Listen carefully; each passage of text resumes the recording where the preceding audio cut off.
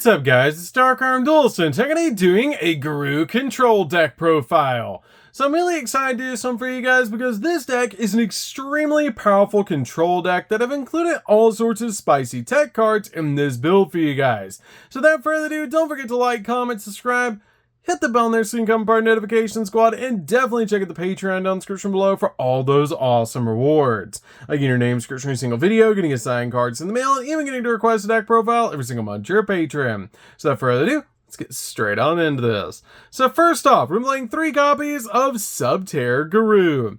Subterror Guru is our main boss monster of the deck that helps us control the board with its insane abilities.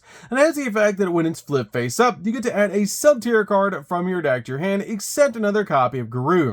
You can also target one other face up monster on the field and change that monster, also this card, into face down defense position, and it's a quick effect if you control another Subterror card, which is such a powerful effect to be able to use this card to basically being a Walk of Book of Moon, and also being a searcher for the deck. We then play 3 copies of Fiendus. Fiendus is definitely a 3 of as well in this deck, and this card is absolutely amazing. As during either player's turn, when your opponent activates a card or effect, you can actually send this card from your hand or field to the graveyard. Then target a Subterror monster you control and negate the activation, then change the targeted monster to face down defense position, which is a great effect to be able to use this card as a hand trap. This card is really good as a 3 of in the build, just to be able to use a hand trap to stop your opponent in their tracks. We then play a single copy of Nemesis Archer.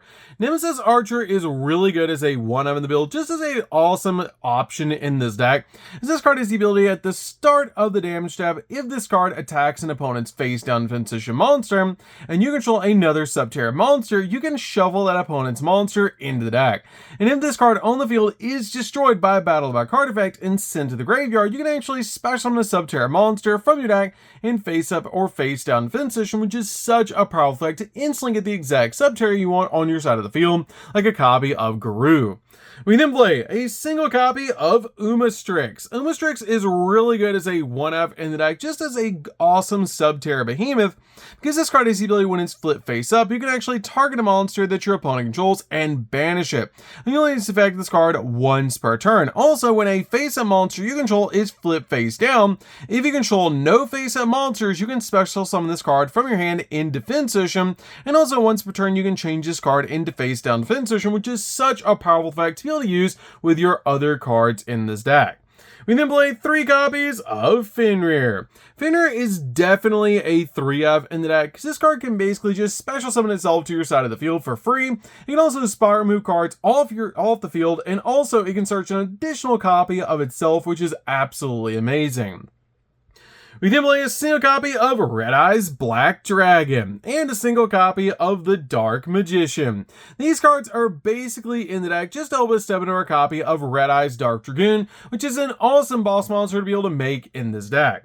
We then also play 3 copies of Shifter. Shifter is so good in this deck, so we really don't worry about the graveyard that much. So this card is amazing in the build to basically just stop your opponent in their tracks, and in certain matchups, this card can instantly win you a game.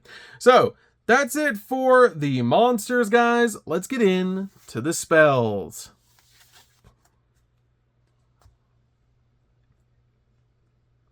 So for the spells, we're going to start with a single copy of Called by the Grave.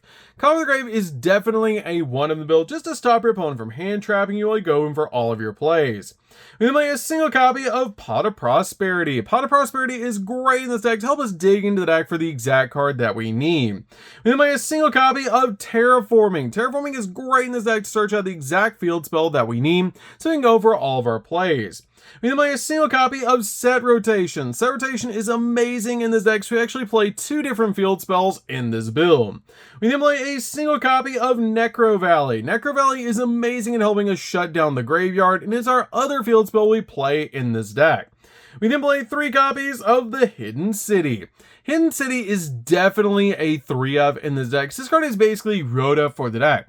And when this card is activated, you get to add a Subterror monster from your deck to your hand, and also once per turn, you can change one face down defense position Subterror monster you control to face up attack or defense position, and also once per turn, when an opponent's monster declares an attack, you can actually change one face down defense position Subterror monster you control to face up attack or defense position, then negate the attack, which is a really cool effect to be able to use, especially with your copy of Gru, just constantly flipping it face up and face down with this card, and also using this card with Umastrix.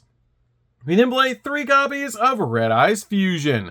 Red Eyes Fusion is definitely a 3 of in the build, so we can step into our copy of Red Eyes Dark Dragoon, because it's such a powerful boss monster in the deck, and it doesn't even matter that we cannot normal summon or special summon monsters after we activate this card, so you usually just want to set your copy of Gru to your side of the field, which you can still do after you activate Red Eyes Fusion. We then play 3 copies of Super Polymerization. Super Poly is definitely a 3 of the build, just to help you break your opponent's board. Plus, we have so much extra deck space that this card is just a must 3 of in the deck to be able to play to basically just break your opponent's board. So, that's it for the spells, guys. Let's get into the traps.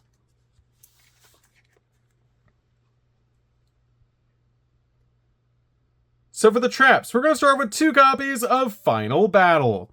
Final Battle is such a powerful card to be able to play with your copy of Gru, because this card has the ability to activate one of these effects. Also, after that, set this card face down instead of sending it to the graveyard. That you can change a set Subterror monster on the field to face up attack or defense position, change one face up Subterror monster on the field to face down defense position, the attack and defense of a Subterror monster on the field become equal to the combined original attack and defense until the end of the turn, or this turn, activate the effects of Subterror cards cannot be negated, which is absolutely insane. This card is so cool to help you just control the board by constantly flipping your Subterrors up and down, and also can make your copy of Umastrix absolutely massive. This card is really good in the deck as a 2 of, but you really only need 2 copies of this card because after activation, it'll just instantly set itself back to your side of the field.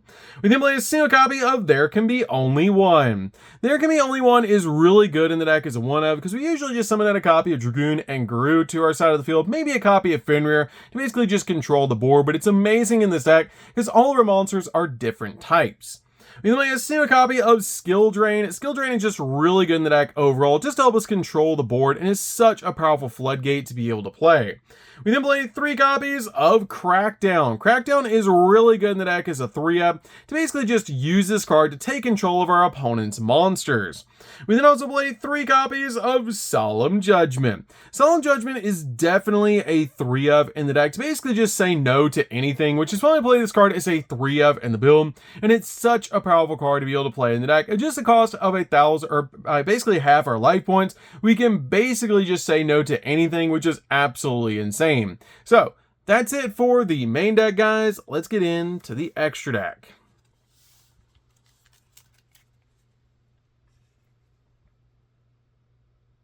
So for the extra deck, we're going to start off with Red Eyes Dark Dragoon. We're playing 2 copies of Red Eyes Dark Dragoon just in case we go up against like a Kashtira player and we do actually get one of our copies of Dragoon banished off of a copy of Unicorn. Plus we do have the extra deck space, which is why I decided to play 2 copies, but you're only ever summoning 1 out to your side of the field. But this card is so good in the deck, and it's just so amazing to be able to play in this deck because it's basically a walking negate. It cannot be targeted or destroyed by card effects, and plus since we're using normal monsters to make this card, we can also pop monsters on the field and do burn damage to the opponent, which is absolutely crazy with this card. This card is so good in the deck as a 2-of, and just really awesome to be able to summon out to our side of the field. We then play for our super poly targets. We're going to start off with a single copy of Trip. Trip is really good to be able to play just in case there's 3 dark monsters on the field. 1 copy of Starving Venom. Starving Venom is one of the most powerful super poly targets in the entire game because this card is really good to be able to summon out because it comes out absolutely massive and just requires 2 dark monsters to make this card. And lay a single copy of Dracostapelia. Dracostapelia is really good in the deck as a 1-of to basically just make this card as a walking negate. 1 copy of Earth Golem. Earth Golem is really good in case you're going against a Link Cyverse deck, so it's really good to be able to play in the deck as a 1-of. And lay a single copy of Garua. Garua is just a great super poly target option, one of the best ones in the entire game. And then a single copy of Mud Dragon. Mud Dragon is amazing in this build to be able to play. Plus with this deck you have so much room to be able to play so many different super poly targets, which is why I chose to main deck 3 copies of super poly, as we can actually main 6 different super poly targets in this deck because we have so much room in the extra deck. You can play a single copy of Bagooska. Bagooska is really good as a 1-of in the deck, just as an option that you can make just in case you need to slow down the game. You can play a single copy of Exciton Knight. Exciton Knight is great just to deal with the entire board as a board breaker. We can play a single copy of Typhon. Typhon is amazing just in case you go second, because it can help you bounce cards off the field, plus it's a walking skill drain for 3,000 or higher attack point monsters. We can play a single copy of Zeus. Zeus is great in this deck as a 1-of just to help you board wipe the field. One copy of Asa. Asa is great in this build as 1-of because we play so many different earth monsters, plus if your opponent's playing Kashtira or playing Fenrir, you can take them out of the graveyard, which is really, really nice. We play a single copy of SP Little Knight. SP Little Knight is great in this deck as a 1-of to be able to summon out to your side of the field, just so that you can basically use this card as a double interruption. If you don't have this card, you can change it out for like Nightmare Phoenix if you want to for another option. We then finally play a single copy of Relinquished Anima, because we do have level 1s in the deck, so this card is really good to be able to play. Just help us spot remove cards off the field and gobble them up and basically equip them to our copy of Anima. So that's going to be this one, guys. I hope you enjoy this deck. It's really fun to be able to play. If you guys have never played Garou Control before, you should definitely give this deck a try, as it's an extremely powerful deck, and it's super fun to be able to just control the board with your Subterror cards, and it's just absolutely amazing how powerful Garou actually is. So, that's going to be this one, guys. Don't forget to like, comment, subscribe, hit the bell on there so you can become part of the notification squad, and we'll see you guys in the next video. See you later, guys.